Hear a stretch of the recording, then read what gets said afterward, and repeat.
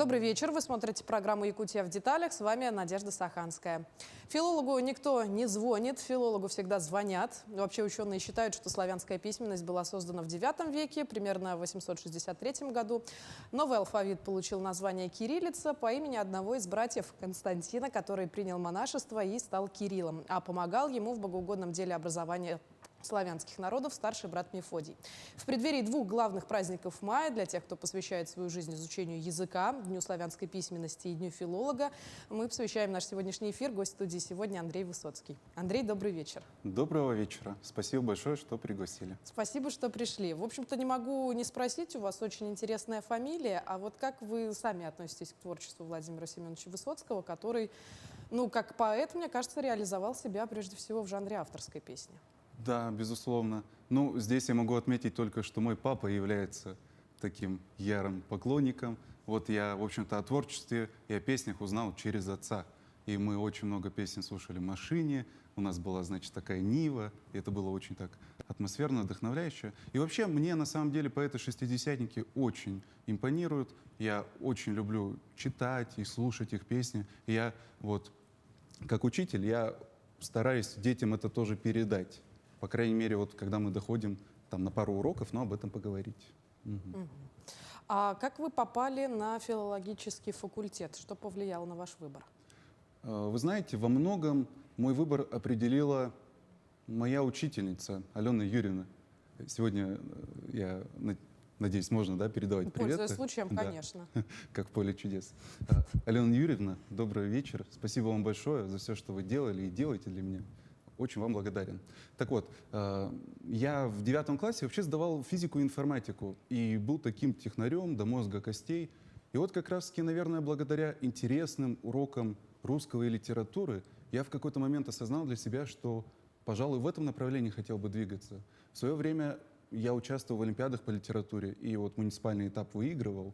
И мне это было очень интересно. И я постепенно осознал, что есть у меня вот такая доля чего-то творческого, чего-то писательского. Поэтому в 10-11 классе я и стихи там писал, и какие-то произведения писал. Мне даже задания давали, например, по истории написать стихотворение на историческую тему. И вот так постепенно я вот ЕГЭ сдавал, соответственно, литературу, английский. И вот так в 11 классе меня еще попросили поучаствовать в Олимпиаде СВОШ. Это вот Олимпиада нашего университета. И как раз-таки по направлению русского языка и литературы там вам дается льгота. И я по этой льготе вот поступил, Олимпиаду выиграл, поступил. И вот так оказался на филологическом факультете, на котором с удовольствием провел 4 года. И сейчас поныне учусь на этом замечательном факультете. Прежде чем продолжить нашу сегодняшнюю беседу, напомню вам и нашим зрителям, что мы работаем в прямом эфире, и задать вопрос гостю программы можно по телефону 42 14 39 или же по номеру горячей линии в мессенджере Telegram 914 235 05 02. А произведения-то свои публиковали где-нибудь? Знаете, это любительские такие, юношеские, совершенно неопытные, наивные произведения, поэтому я их специально так не публиковал, но мы в конце 11 класса делали сборник, то, что мы в классе между собой вот писали, у нас еще были творческие люди, и вот мы издали эту книжку, она хранится у нас, так сказать. И я лелею мечту, надежду, что когда-нибудь все-таки-то я что-нибудь напишу. И выпущу уже, так сказать, полностью публично. Отдам на суд народа. Это здорово. Для этого нужна какая-то определенная степень вдохновения? Постепенно я прихожу к мысли, что вдохновение — это вещь весьма непостоянная. И, как и везде, нужен упорный труд. В общем-то, писательство, как и любая творческая профессия, это работа должна быть. А работа, я думаю, в моментах-то, конечно, есть, вдохновение, но в основном это такая рутина, такая работа напряженная и достаточно долгая. Сейчас вы учитесь по направлению магистратуры, тоже в Северо-Восточном федеральном университете. Да, только теперь вот прикладная филология, поскольку я устроился в школу, и мне было бы очень хорошо, очень полезно именно какие-то прикладные навыки. До этого я учился по направлению отечественной филологии, и там вот как раз-таки смог в себя впитать всю прелесть русской классической и не только литературы. А вот сейчас уже мне нужны конкретные навыки, как объяснять детям и взрослым, в чем заключается красота вот этого произведения. Здорово. А если я не ошибаюсь, тема вашей научной работы связана с творчеством Николая Гумилева. Вы знаете, я, конечно, в эту сторону метил. Вот я как раз в магистерскую диссертацию хочу по этой теме написать. Вот бакалаврская у меня вообще была по английской литературе, потому что она мне тоже импонирует. Английский роман — это такая вещь очень интересная, своеобразная. А вот творчество Гумилева меня преследовало всю жизнь. Вот я, когда в 11 классе, собственно, писал стихотворение, я во многом вдохновлялся именно творчеством этого поэта. Мне очень нравится его биография, вообще, что он пережил. И это был, я считаю, великий, достойнейший из людей того времени. Может быть, вы тоже своего рода акмеист, раз раньше занимались точными науками, а потом пришли в литературу? Я об этом никогда не задумывался. Очень хорошая мысль. Мне всегда нравилось работать с чем-то бессознательным, что-то такое для себя находить потустороннее. Я всегда вот искал вот какую-то космическую сущность. Поэтому, может быть, отчасти я даже соглашусь с вами. Но во мне, знаете, вот часть есть такая поэтическая, вдохновленная, а часть максимально сухая, реалистичная. И вот эти две части как-то между собой соседствуют, соперничают, и не знаю, какая выигрывает. Мгм. Ну, о шестидесятниках вы сказали, вы испытываете к ним большую симпатию. А есть ли те литераторы 20 века, чье творчество, вот, наоборот, совсем не понимаете? Не понимаю. Хороший вопрос. Ну, на самом деле, это, так сказать, мое кредо. Вот я, когда что-то не понимаю, я, наоборот, стараюсь разобраться. Я не говорю себе, что вот это конкретно плохое произведение, а я стараюсь найти для себя или вот как-то понять замысел. Но у меня такое было с современной литературой. Вот роман Евгения Водолазкина «Лавр» называется. Мне этот роман посоветовал преподаватель еще на первом курсе. Я его прочитал, и мне совершенно не понравилось. Я вообще ничего не понял. И для меня это был такой эстетический, культурный шок, что мы привыкли, вот я привык в школе читать классические произведения, там как будто все понятно, да, вот литература 19 да даже 20 века более-менее понятно. А тут я вообще не понимаю, почему это так написано, почему так рассказано. И вот как раз-таки я в один момент сел и подумал, так, надо, значит, что-то с этим сделать, надо как-то это обдумать. Начал все это раскручивать, и оказалось, что я просто замысла не понял. И вот с тех пор я стараюсь вот докапываться до самой сути. Поэтому из писателей 20 века я бы не нашел таких, которых я не понимаю. По крайней мере, по тем направлениям, что я смотрел. У меня даже постмодерн вполне себе понятен, когда на 4-5 страниц пишется только одна буква «А». Ну да, бывают и такие произведения. Андрей, скажите, а вот как вы преподаете литературу в школе? Потому что бывают ведь дети, которые, в слишком юном возрасте еще просто не доросли до произведений. Да, такая проблема определенно есть, и она связана с тем, что вам, допустим, в 5 классе дает муму, и вы должны объяснить, кто такой крепостной крестьянин и почему был вынужден так поступить, что им руководствовалось. И это очень сложно, конечно, объяснить в отрыве от истории. Но знаете, я всегда стараюсь все свести в область скорее человеческого, общечеловеческого. То есть мы выводим такие проблемы, которые через нас в современности могли бы пройти. Вот, конечно, с Муму там сложно в современности привести пример, но все равно здесь говоришь о том, как человек в принципе, да, в чем состоит вообще суть власти. И мне кажется, что детям нужно с детьми говорить как со взрослыми, без никаких И поэтому вот я им это все объясняю. И может они понимают, может не понимают, но, по крайней мере, начинают задумываться об этом. А это очень важно, да? Ну и если взять такие произведения более приземленные, бывают более приземленные произведения, где, допустим, тема любви. И здесь уже, конечно, можно поговорить. Вот я с 7 классом, у меня был открытый урок зимой, вот как раз-таки по произведению Тургенева «Свидание» называется такой рассказ из записок охотника. И вот как раз там очень интересный разговор получилось, и мы пытались выяснить, в чем вообще суть любви. Особенно первой любви. Ведь первая любовь зачастую бывает такой наивной, и нужно как-то решить для себя, с чем она связана. Любим ли мы действительно человека или образ, который у нас в голове есть, и который мы на этого человека проецируем. Вот такого рода у нас разговор получился, и это было очень занимательно. Ну, есть очень много и, так скажем, депрессивных произведений. Например, я помню, У нас где-то в классе в 6, наверное, на уроках литературы был рассказ Достоевского «Мальчик у Христа на елке». Но это же Да. просто страсти такие, которые Да, да. очень тяжело давать неокрепшему уму. Например, рассказ «Чудесный доктор» Куприна тоже вот мы проходили. Там вообще как бы поднимается тема, ну, абсолютно взрослые. А ты должен в 6 классе это объяснить и показать, как все это происходит. Ну, здесь, наверное, стоит сказать, что это как-то наша особенность, да, отечественной литературы. И вот, допустим, если вот за рубежом спросить, то у нас у них будет эта литература ассоциироваться именно с чем-то таким депрессивным. Но для нас, наверное, это не депрессивно, а может исторически так сложилось, что мы люди более серьезные, более вдумчивые, и поэтому с самых ранних лет уже начинаем задумываться о вещах таких, ну, философских, экзистенциальных.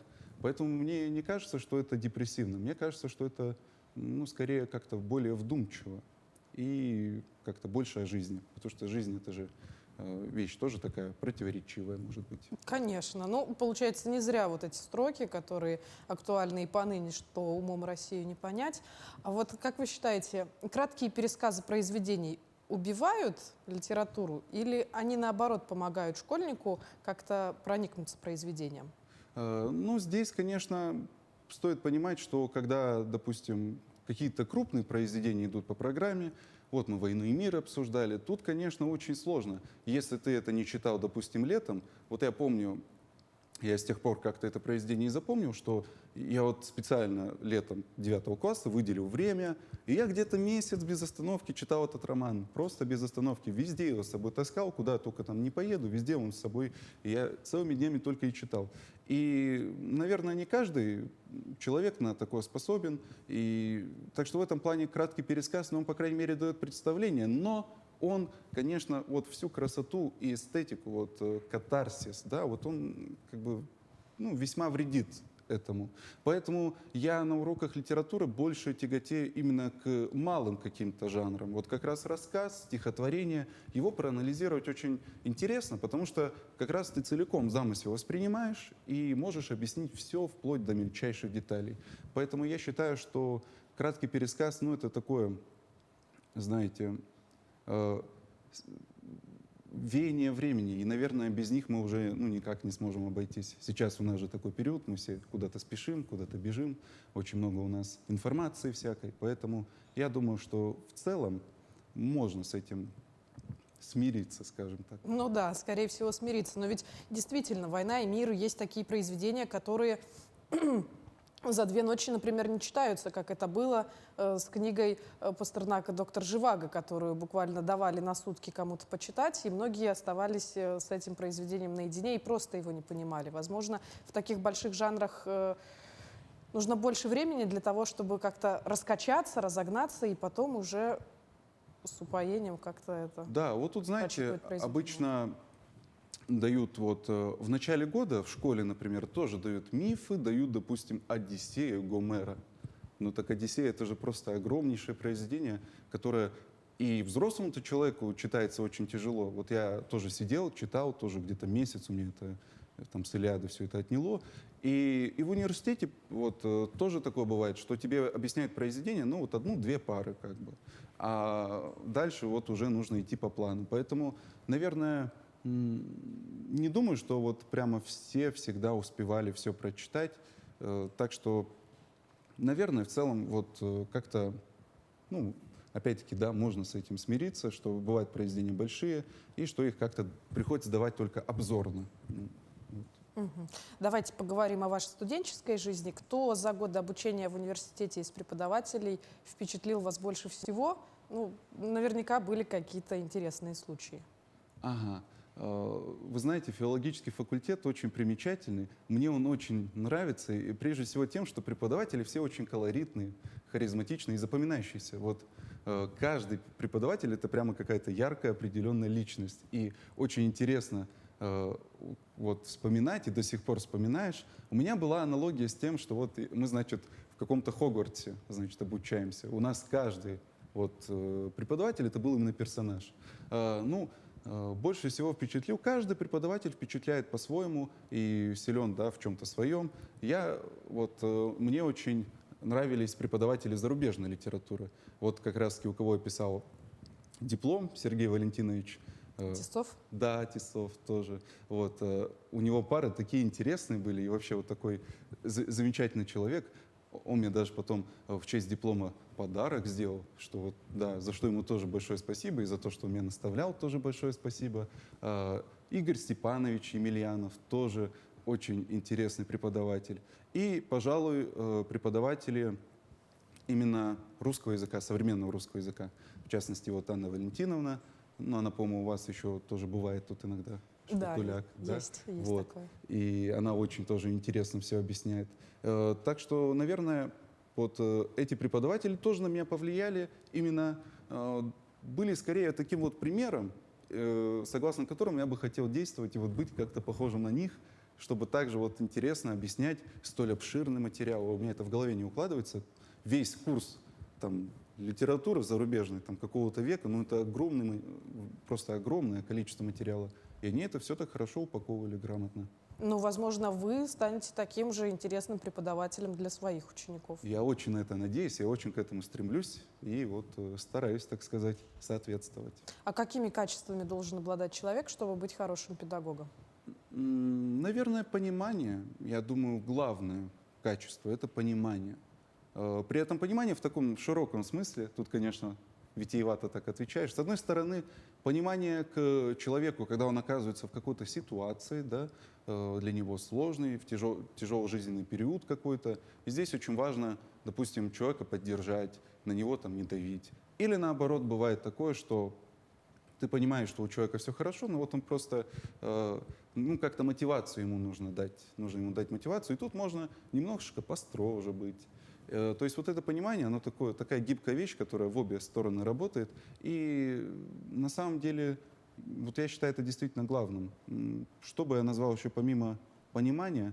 Ну, надо быть, конечно, надо вот тайм-менеджмент прокачать на максимум, чтобы все успевать, потому что педагоги и преподаватели, и учителя — это люди бесконечно занятые, это бесконечно много дел. Вот я еще как классный руководитель, у меня тоже вот очень много дел, почти вот целыми днями только вот что-то доделаю. И это очень интересно на самом деле, так что я не жалуюсь.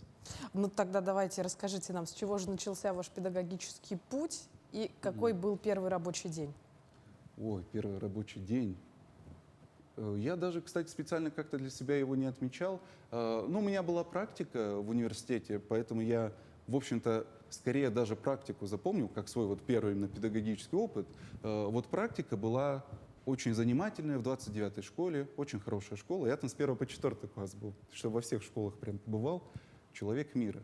И там у меня был очень благодарный 8 класс, я у них проводил уроки и русского, и литературы, они все слушали, они очень интересно отвечали, и так что я им тоже очень благодарен. Они вот отчасти определили, конечно, мой путь. Я увидел, что, оказывается, я могу вполне интересно, доступно объяснять. И действительно это интересно кому-то слушать. Ну а первый именно рабочий день, вот я помню, пришел в свой класс 1 сентября проводить классный час. Вот это был, конечно, опыт интересный. У меня очень хороший тоже 7 класс, я тоже их обожаю. Кто-то из них, наверное, даже меня смотрит. 7 В. Я вас очень люблю и ценю, и уважаю. И вообще вы все молодцы. И вот как раз-таки очень такой класс благодарный, и поэтому они меня тоже с упоением слушали. Я вообще там, у нас там разговоры о важном были, так что мы поговорили, так сказать, о каких-то жизненных нюансах. И так что в целом, наверное, опыт был приятный. Хотя вот поначалу очень сильно уставал, выматывался, вот буквально был выжатым после там 3-4 уроков. И вот если сейчас я уже могу, ну просто весь день, уже как-то привык, то тогда я, конечно, вообще полностью. Тем более, что я человек в целом как бы не такой общительный, и до этого вот как-то студентом ты что, пришел на пару, отсидел, да и, в общем-то, ушел, и у тебя нет такого, что ты там постоянно общаешься с таким количеством людей.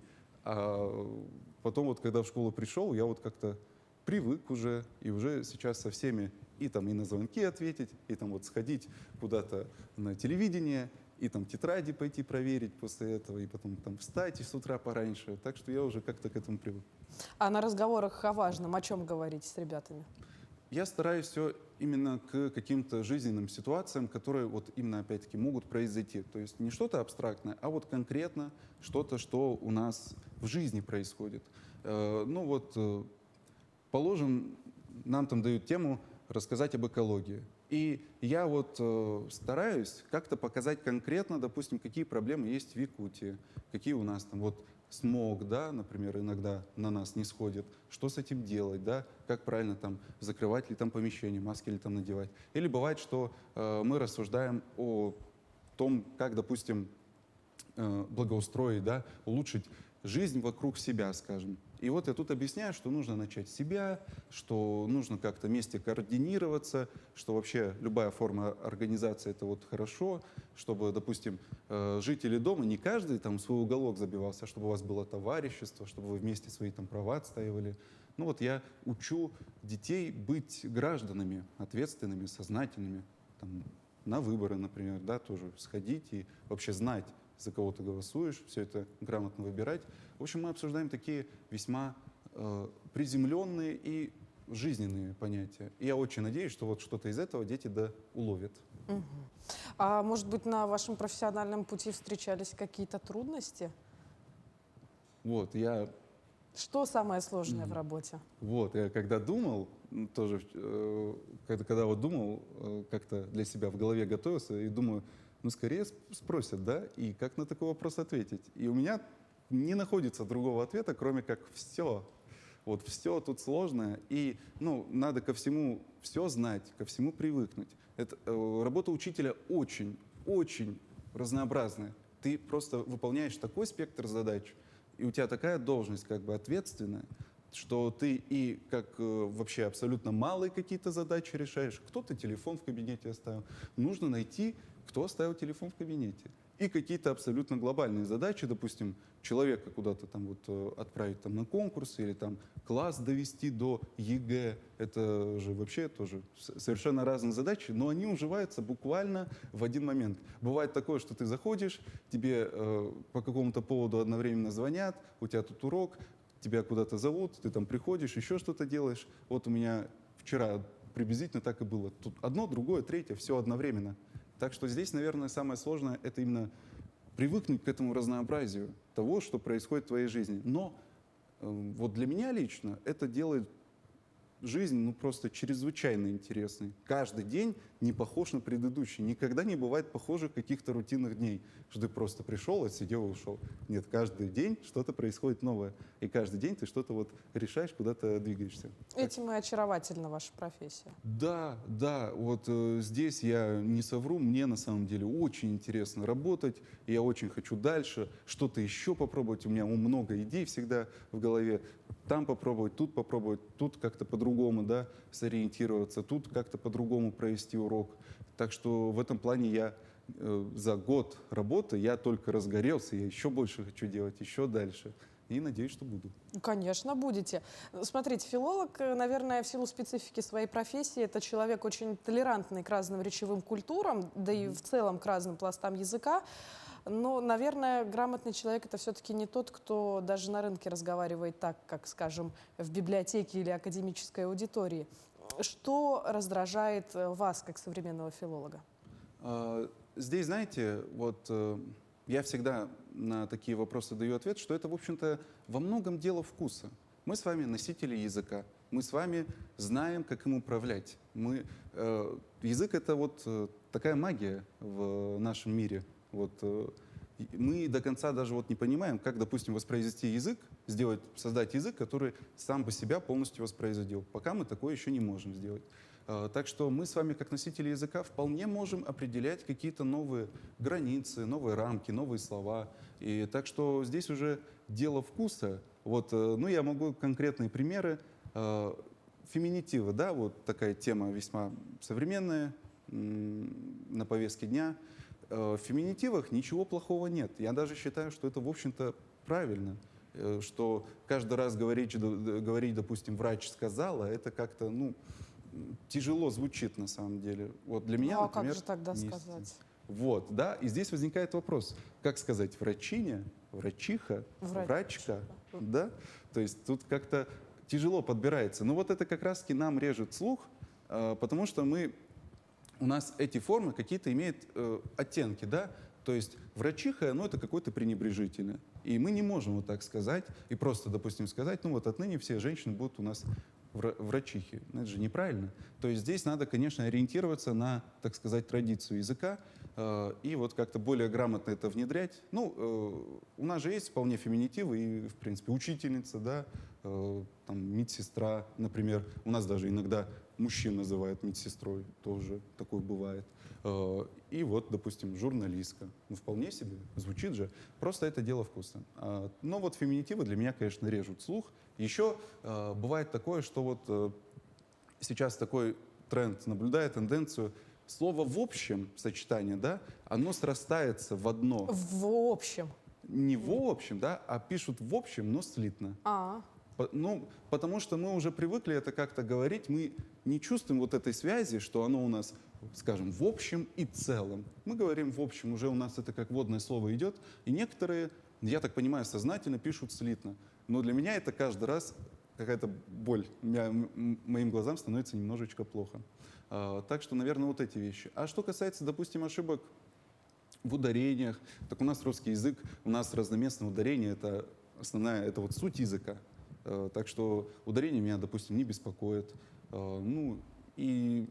например, такие слова, заимствованные из иностранных языков, как кринж, краш, чилить, что-то из этого разряда. Да, это хороший тоже такой вопрос. Ну, знаете, я сам их специально употребляю иногда детям. Чтобы на одной волне с ними быть. Ну, знаете, чтобы их повеселить. Конечно, я не спускаюсь вот так полностью до неформального какого-то общения, но вот именно периодически вернешь, вот говоришь максимально высоким деловым таким стилем. Говоришь, что вот так и так, объясняешь, и там, я не знаю, поступок героя, а потом внезапно говоришь, а знаете, вот этот поступок героя кринж. Дети ухахатываются и лучше усваивают предмет с другой стороны. То есть они вот как-то запоминают. У них выстраиваются вот такие ассоциации, я стараюсь выстраивать ассоциации. Например, литература, понятно. Я вот больше литератор. Я и учился литературе, я больше литератор. А как, допустим, преподавать русский язык? Там же такие правила, которые, ну, очень тяжело как-то подать интересно. То есть правила, есть еще исключения из правил. Да, и здесь я вот всегда стараюсь показать какой-то яркий, конкретный пример. Допустим, вот у нас там прилагательное. Смотрим, значит, стол у нас какой? Ну, положим, толстый, да? Потом показываю вот этот вот планшет, значит, планшет у нас, он как? Он тоньше, сравнительная степень. Я вот так со всеми вещами показываю, просто в классе нахожу.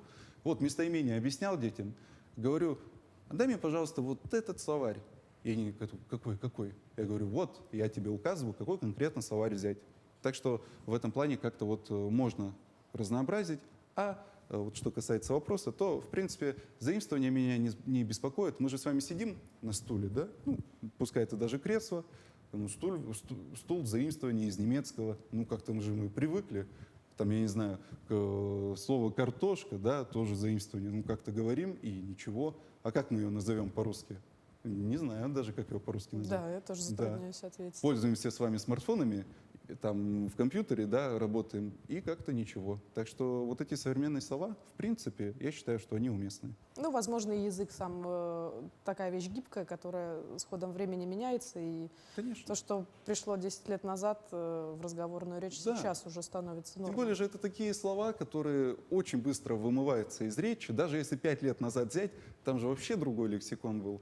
Вот если я сейчас какое-нибудь слово такое даже вспомню, ну так, конечно, сходу не вспомню, но вот то, что я, допустим, когда я был, да, вот, отроком, я вот как раз эти слова, ну, у нас был вообще другой лексикон, и он очень быстро устарел. Дети сейчас даже не поймут и даже наоборот будут воспринимать, что за дедушка нам тут говорит, значит, какие-то вот эти слова, пытается быть на одной волне. Так что в этом плане это все быстро, мне кажется, уйдет, и что-то появится другое. Как вы считаете, чего не хватает сейчас в современной русской литературе? В современной русской литературе, да? Мне кажется, хотя тут, конечно, суждение, ну, не как глубокого исследователя, а скорее как читателя, да, такого изощренного. Мне кажется, не хватает какой-то увлекательности и несерьезности. Во многом, мне кажется, литература наша, она как раз вот основываясь на традициях, да, она выбирает какой-то путь более серьезный и вдумчивый, а литература, и постепенно она становится как бы такой более кулуарной, что ли, на какую-то небольшую аудиторию рассчитана. И вот, допустим, современные произведения литературы, да, которые действительно люди читают, вот в больших количествах покупают, это же больше произведения такие приключенческие, увлекательные, с каким-то авантюрным сюжетом.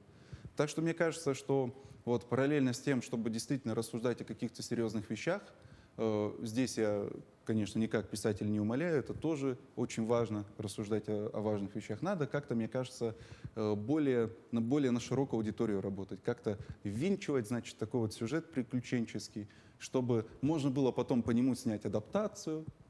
Вот, отечественные, чтобы киноделы, значит, взялись, сняли это, показали в кино. Потом после кино или сериала все такие: так это по книге, а пойдем книгу купим. И вот, мне кажется, таким образом люди и читать как-то станут побольше.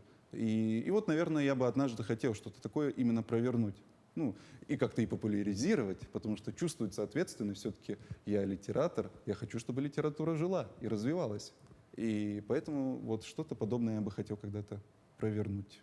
Ну, вот один из таких последних случаев, когда была киноадаптация произведения, это же вот графический роман «Майор Гром». Да. И довольно удачная. Да, кстати, согласен. «Майор Гром» очень полюбился зрителям. Ну и вообще, на самом-то деле, наша аудитория ко всему очень благосклонная, ко всему, что делают наши соотечественники. Все, что вот не выпускается, если оно маломальски, значит, там работает, если его там можно читать, смотреть, играть, то уже это находит весьма восторженные отзывы. И так что в этом плане я вполне полагаю, да, что что-то такое с литературой тоже можно будет провести. Какое-то фантастическое, мне кажется, надо что-то взять. У нас фантастику любят, ну, во всем мире любят, и у нас особенно, да.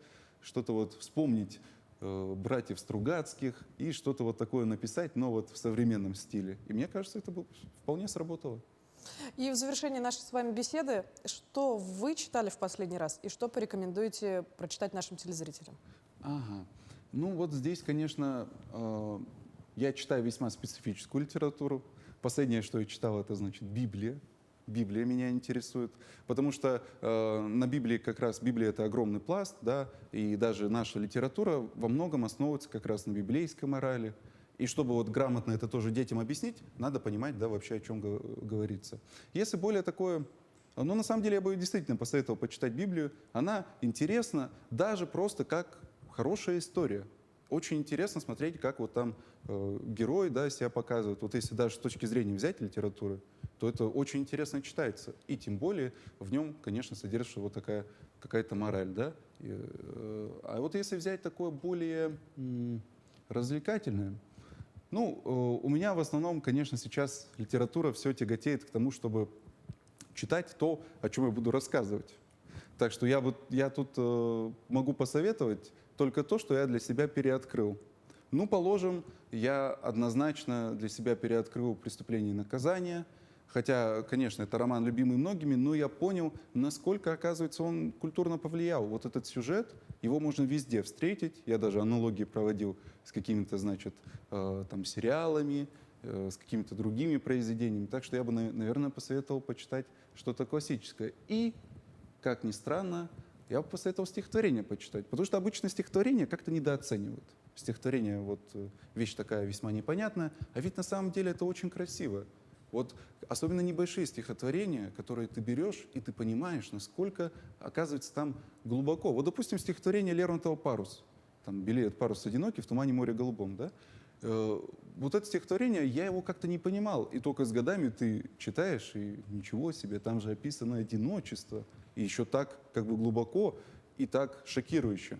А дети, конечно, вот когда в 6 классе его изучают, они не совсем вот это могут понимать. Ну, не все, наверное, понимают. Но, тем не менее, вот я, наверное, посоветовал бы стихотворение почитать, потому что есть в этом какая-то услада. И потом, может быть, самим что-нибудь пописать, да? Потому что у нас во всей этой суете мы как-то немножечко-то себя забываем. Так что как-то нужно периодически себя освежать, вспоминать вообще, что вам было конкретно интересно в школьные годы. Потому что все же мы когда-то были детьми, и как-то мы детей своих лучше поймем, когда начнем что-то подобное писать, изучать вместе с ними, да, и себя как-то по-новому откроем. Так что вот, дерзайте, и я буду с вами уже конкурировать. Мгм. Ну что ж, Андрей, большое спасибо еще раз, что пришли к нам сегодня. Я желаю вам больших успехов в вашей творческой и профессиональной деятельности и, конечно, поздравляю с наступающими праздниками. Спасибо большое и вас с тем же самым, и зрителей с тем же самым. Огромное всем спасибо за то, что смотрели, да, и с вами за то, что поговорили. Да, большое спасибо. На этом выпуск программы «Якутия в деталях» подошел к концу. Напомню, с вами была Надежда Саханская. Смотрите нас по будням в 19:15. Расскажем обо всем в деталях.